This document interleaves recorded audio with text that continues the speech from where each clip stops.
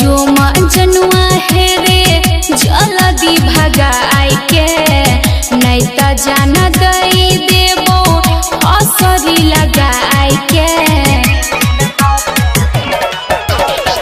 ले जो मजनुआ है रे जल्दी भगाई के नहीं त जान दई देबो असरी लगाई के। घर में हमरा शादी के बात चलै छै,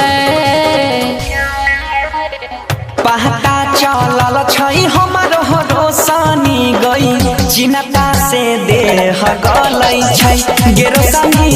पहता चलल छै हमरो रोशनी गई चिन्ता से देह गलै छै।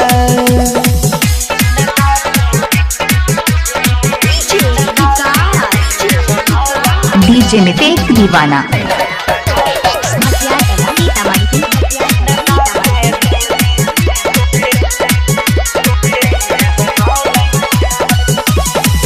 करे छन प्यार किया बनै छी कठोर रे कइने रही वादा हम ही जइबो तोरा घर रे। चल गेलै हमरो करे जहबा पछुरी गई बुझै नै छी दुख हमरा कोनो हम जबूरी गई। गाँव घर के लोग देखी देखी जलै छै, पहता लगल छै हमरो रोशनी गई चिन्ता से देह गलै छै गे रोशनी। पहता चलल छै जब से हमरो गई चिन्ता से देह गलै छै। डीजे अमित राजनव का टोल